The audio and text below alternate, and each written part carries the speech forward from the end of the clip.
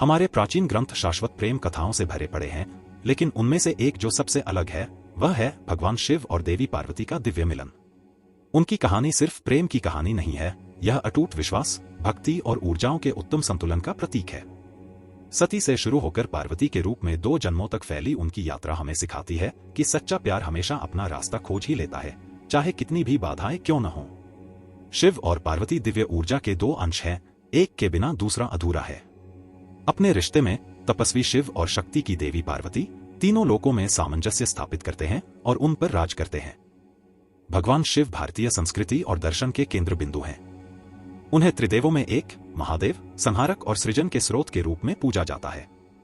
शिव केवल देवता नहीं है, वे एक अवधारणा, एक चेतना और एक अनुभव हैं।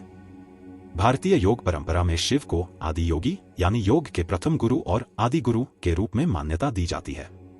उनके तंत्र और योग से गहरे संबंध ने भारतीय अध्यात्म को एक अद्वितीय गहराई और व्यापकता प्रदान की है। शिव, आदि योगी और योग की उत्पत्ति। आदि योगी का अर्थ है योग के मूल स्रोत। शिव को योग का जन्मदाता माना जाता है। योग, जिसका अर्थ है जोड़ या संबंध, आत्मा और परमात्मा के मिलन की प्रक्रिया है। पौराणिक कथाओं के अनुसार भगवान शिव ने योग के गूढ़ रहस्यों को सबसे पहले सप्तऋषियों को सिखाया, जिन्हें बाद में वेदों और उपनिषदों के माध्यम से दुनिया में फैलाया गया। कैलाश पर्वत पर शिव का ध्यान मुद्रा में बैठना।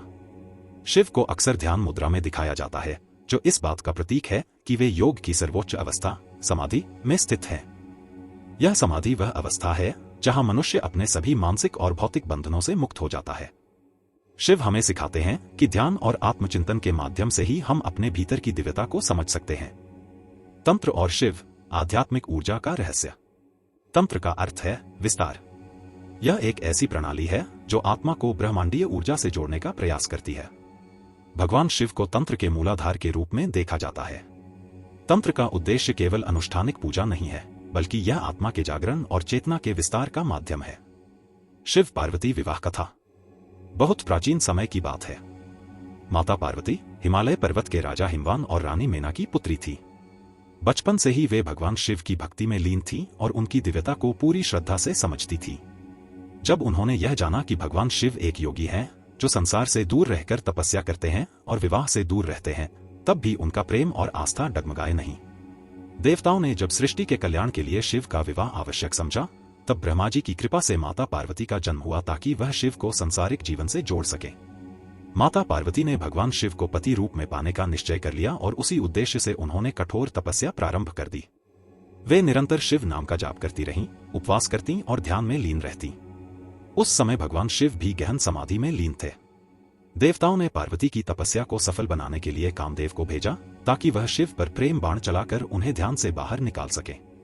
जब कामदेव ने प्रेम बाण चलाया तो शिव की समाधि भंग हो गई। वे क्रोधित हो उठे और अपनी तीसरी आंख से कामदेव को भस्म कर दिया। लेकिन माता पार्वती के तप और समर्पण ने शिव का हृदय स्पर्श कर लिया। शिव ने पार्वती की भक्ति की परीक्षा लेने के लिए ब्राह्मण का रूप धारण किया और उनके पास पहुंचे। वे बोले, हे देवी, तुम इतनी सुंदर और गुणी हो, फिर भी एक ऐसे योगी से विवाह करना चाहती हो जो गृहस्थ जीवन से दूर रहता है, जो वनवासी है और जिनके पास कोई वैभव नहीं। क्या यह तुम्हारे योग्य है?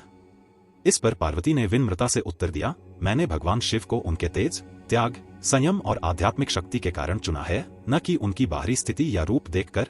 पार्वती की निष्ठा, स्पष्टता और गहराई से शिव अत्यंत प्रसन्न हो गए। उन्होंने अपना असली रूप प्रकट किया और पार्वती को अपनी अर्धांगिनी के रूप में स्वीकार कर लिया। इसके बाद भगवान शिव और माता पार्वती का विवाह अत्यंत भव्य रूप से संपन्न हुआ। इस दिव्य विवाह में सभी देवता, ऋषिमुनि, गंधर्व और अप्सराएं शामिल हुए। समस्त प्रकृति और पंचमहाभूतों ने इस विवाह को सम्मान और आशीर्वाद प्रदान किया। यह विवाह केवल एक सांसारिक संबंध नहीं था, बल्कि शिव और शक्ति के अनंत, अपार और आध्यात्मिक मिलन का प्रतीक था। यह दिव्य संगम शिवलिंग और शक्ति के रूप में आज भी पूजनीय है और युगों युगों तक इस प्रेम, तपस्या और समर्पण की कहानी को याद किया जाता है। शिव और शक्ति का मिलन, अर्धनारीश्वर। तंत्र परंपरा में शिव को शक्ति के बिना अधूरा माना गया है। अर्धनारीश्वर रूप में शिव और पार्वती का संगम हमें यह सिखाता है कि पुरुष और स्त्री ऊर्जा का संतुलन ही सृष्टि का मूल आधार है। यह हमें सिखाता है कि हर जीव के भीतर दोनों ऊर्जाओं का समावेश है और उनका संतुलन ही आत्मविकास का मार्ग है।